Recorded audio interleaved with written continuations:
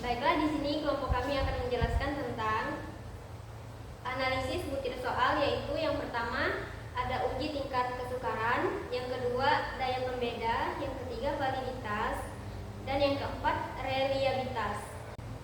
Baik, yang pertama uji tingkat kesukaran soal. Uji ini bertujuan untuk mengetahui apakah soal termasuk mudah, sedang, atau sulit. Rumusannya adalah P sama dengan B dibagi N. Jadi, di mana B adalah jumlah siswa yang menjawab benar dan sedangkan N adalah jumlah seluruh siswa. Contohnya, jika ada 20 siswa dan 15 siswa menjawab benar, maka dia P sama dengan 15 dibagi 20. 15 dibagi 20, maka dia akan mendapatkan 0,75.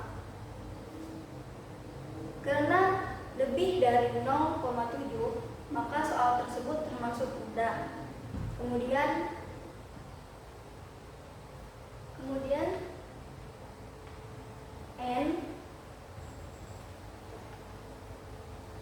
N sama dengan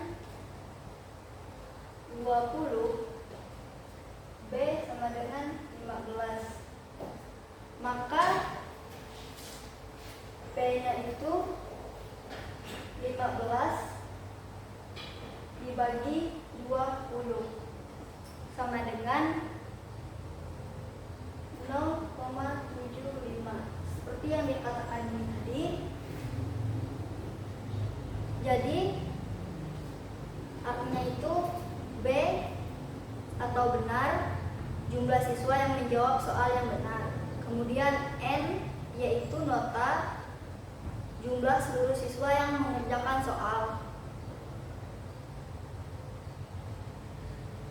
Lalu dimasukkan ke rumus. Jadi contohnya itu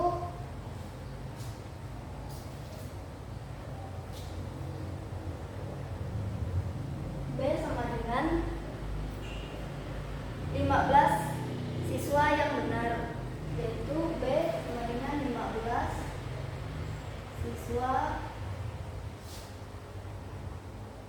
yang benar.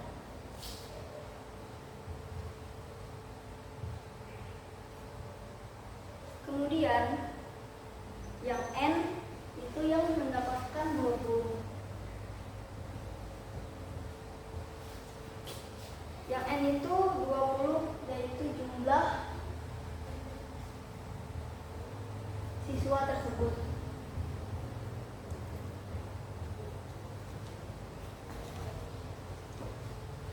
Maka P sama dengan 5 dibagi 20 menjadi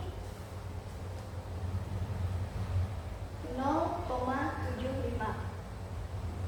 Artinya nilai 0,75 itulah P, yaitu hasil pembagian tadi.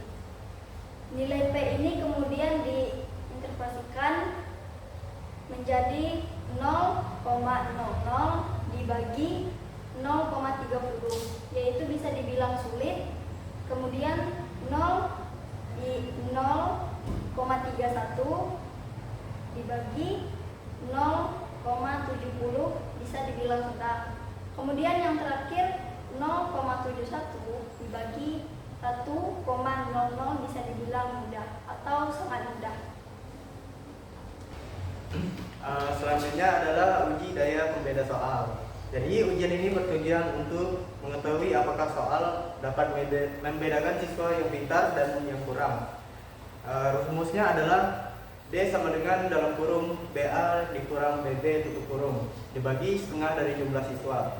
Contohnya kelompok atas yang benar ada 8 siswa dan kelompok bawah yang benar ada 3 siswa dari total 20 siswa. Oke, dan maka kasih contoh. Maka D sama dengan dalam kurung 8 dikurang 3 tutup kurung dibagi 10 sama dengan 0,5. Karena lebih dari 0,4, maka soal tersebut memiliki daya pembeda yang baik. Oke, baiklah, di sini saya akan menjelaskan tentang uji validitas. Nah, uji validitas ini bertujuan untuk melihat apakah soal benar-benar bisa mengukur apa yang seharusnya diukur. Gimana cara kita mengetahuinya? Cara kita mengetahuinya itu bisa kita bandingkan dengan misalnya R hitung dan R tabel. Nah, jika R di sini bisa kita lihat jika R hitung lebih besar dari R tabel, maka hasilnya akan valid. Tetapi jika R hitung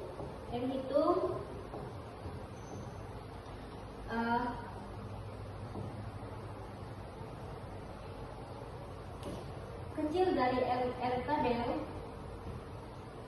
maka hasilnya tidak valid.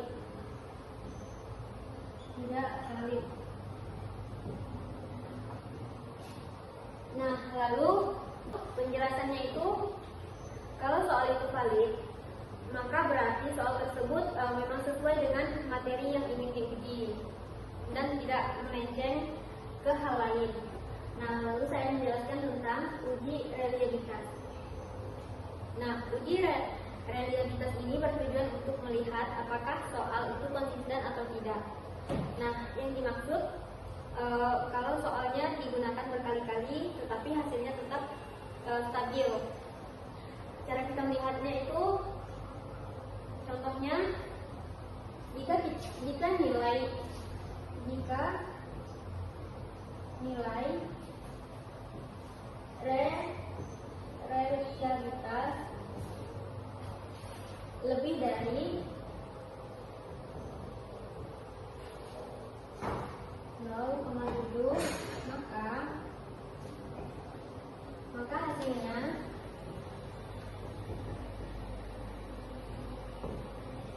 adalah reliable. Nah, maka hasilnya reliable. Tetapi jika nilainya kurang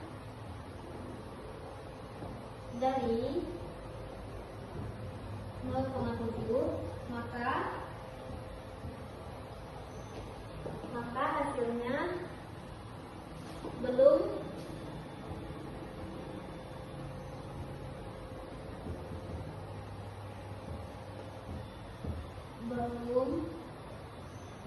reliable. Oke. Hasilnya belum reliable jika dia kurang dari 0,7. Nah, lanjut penjelasannya, ini sangat gampang. Jadi soal yang reliable itu hasilnya bisa dipercaya dan tidak berubah-ubah secara aneh. Nah, jadi kesimpulan dari penjelasan ini, analisis butir soal ini sangat penting karena membantu kita sebagai calon guru atau bisa dibilang nanti yang akan menjadi guru. Yang pertama, kenapa sangat penting? Karena yang pertama itu bisa mengetahui tingkat kesukaran soal. Yang kedua, mengetahui apakah soal itu bisa membedakan siswa.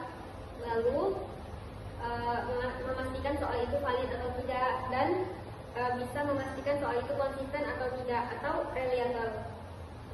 Dengan begitu, soal yang kita buat bisa menjadi lebih berkualitas dan adil untuk siswa.